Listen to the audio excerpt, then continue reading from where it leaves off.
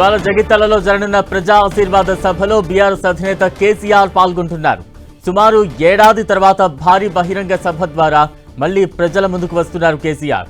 గత కొంతకాలం నుంచి ఫామ్ హౌస్ కే పరిమితమైన కేసీఆర్ ఎల్కతుర్తిలో జరిగిన పార్టీ ఆవిర్భావ దినోత్సవ సభ తర్వాత మొదటిసారిగా బహిరంగ సభలో పాల్గొనడం రాజకీయంగా ప్రాధాన్యత సంతరించుకుంది.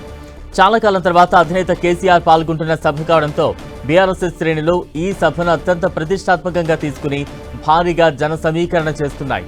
ఇవాళ సాయంత్రం 4:45 ఎర్రవల్లి ఫామ్ హౌస్ నుంచి హెలికాప్టర్లో జగిత్యాలకు కేసీఆర్ బయలుదేరనున్నారు.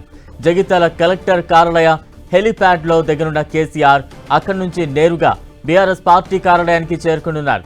పార్టీ కార్యాలయంలో కేసీఆర్ కు బీఆర్ఎస్ జిల్లా నేతలు ఘన స్వాగతం పలుకనున్నారు. అనంతరం హిందూ, ముస్లిం, క్రైస్తవ సోదరులతో సర్వమత ప్రార్థనలు చేయనున్నారు. అనంతరం ఉమ్మడి కరీంనగర్ జిల్లా ముఖ్య నాయకులతో కేసీఆర్ కీలక భేటీ కానున్నారు.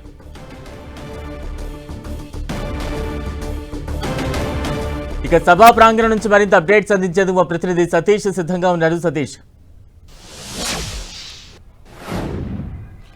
ఉమ్మడి కరీంనగర్ జిల్లాలో బీఆర్ఎస్ నిర్వహించేటువంటి భారీ బహిరంగ సభ రాజకీయ వర్గాల్లో చర్చనీయాంశంగా మారింది. జగిత్యాల వేదికగా బీఆర్ఎస్ ప్రజా ఆశీర్వాద సభ భారీ బహిరంగ సభకు సన్నాహాలు చేసిన నేపథ్యంలో జగిత్యాల అంతా కూడా ప్రస్తుతం అయితే గులాబీమయం అయిపోయిన పరిస్థితి అయితే కనిపిస్తుంది. మాజీ మంత్రి జీవన్ రెడ్డి ఈరోజు మాజీ సీఎం కేసీఆర్ సమక్షంలో బీఆర్ఎస్ పార్టీలో చేరబోతున్నారు. ఈ నేపథ్యంలో జగిత్యాలలో దాదాపు ఏడాది తర్వాత బీఆర్ఎస్ భారీ బహిరంగ సభ నిర్వహిస్తుంది.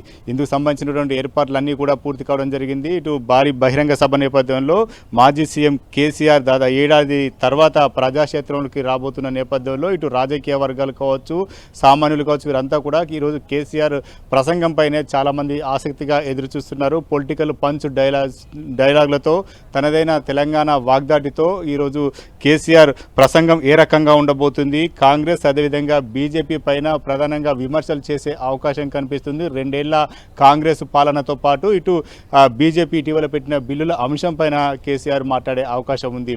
దీంతో పాటు ఇటు మాజీ మంత్రి జీవన్ రెడ్డి పార్టీలో చేరుతున్న నేపథ్యంలో పార్టీ శ్రేణులకంతా కూడా కేసీఆర్ దిశానిర్దేశం చేయబోతున్నారు. ముందు జగిత్యాలకు చేరుకున్న తర్వాత పార్టీ కార్యాలయంలో ఉమ్మడి కరీంనగర్ జిల్లా నేతలతో సమావేశం నిర్వహిస్తారు. రాబోయే రోజుల్లో ఏ రకంగా ముందుకు వెళ్ళాలి, ప్రస్తుతం పార్టీ బలోపేతానికి ఎలా అడుగులు వేయాలి, దీంతో పాటు కాంగ్రెస్ బీజేపీ పార్టీలను ఎలా టార్గెట్ చేస్తూ ముందుకు వెళ్ళాలి అంశాలపైన కేసీఆర్ పార్టీ శ్రేణులకు దిశానిర్దేశం చేసే అవకాశం ఉంది. ఇందుకు సంబంధించి పార్టీ కార్యాలయంలో భారీగా ఏర్పాటు జరుగుతుంది. దాదాపు అరగంట పైగా కేసీఆర్ ఆ పార్టీ కార్యాలయంలోనే పార్టీ శ్రేణులతో సమావేశమవుతారు. అక్కడ సమావేశం ముగిసిన తర్వాత మనం చూస్తున్నటువంటి ఈ భారీ బహిరంగ సభ ప్రదేశానికి చేరుకోవడం జరుగుతుంది. ప్రజా ఆశీర్వాద సభ పేరుతో బీఆర్ఎస్ నిర్వహిస్తున్నటువంటి సభ ఉత్తర తెలంగాణలో రాజకీయంగా చాలా కీలకంగా ఉండబోతుందనేది చర్చ జరుగుతుంది. ఎందుకంటే ఉత్తర తెలంగాణ మొదటి నుంచి కూడా బీఆర్ఎస్కు అండగా నిలుస్తుంది. ఇక్కడనే రాజకీయంగా ఎక్కువగా బీఆర్ఎస్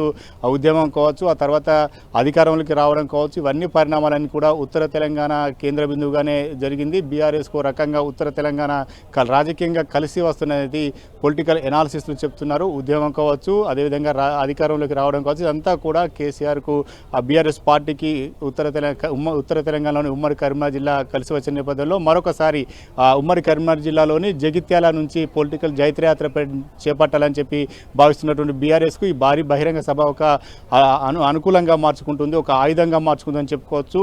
ఇటు ఉమ్మడి కరీంనగర్ నిర్మించినటువంటి కాళేశ్వరం ప్రాజెక్టు ఏ రకంగా కాంగ్రెస్ నిర్లక్ష్యం చేసింది, ప్రస్తుతం ఈరోజు సీఎం రేవంత్ రెడ్డి మేడిగడ్డ బ్యారేజీ కాళేశ్వరం ప్రాజెక్టును సందర్శించిన నేపథ్యంలో ఆ అంశాలను కూడా కేసీఆర్ ప్రస్తావించే అవకాశం ఉంది. మొత్తానికైతే జగిత్యాలలో నిర్వహించేటువంటి భారీ బహిరంగ సభను విజయవంతం చేసి ప్రజల్లోకి వెళ్లాలని చెప్పి బీఆర్ఎస్ భావిస్తుంది. ఒక ఫ్యూచర్కు ఈ బహిరంగ సభ ఒక ముందస్తుగా వ్యూహంగానే చెప్తున్నారు. ఎందుకంటే రేపు రాబోయే ఎన్నికల్లో కావచ్చు, రేపు జరగబోయేటువంటి రాజకీయ పరిణామాలను కావచ్చు, ఇవన్నీ కూడా చాలా సమర్థవంతంగా ఎదుర్కోవాలని చెప్పి భావిస్తున్నటువంటి బీఆర్ఎస్ జగిత్యాలలో జరిగేటువంటి ప్రజా ఆశీర్వాద సభను తమకు అనుకూలంగా మార్చుకోవాలని చెప్పి భావిస్తుంది.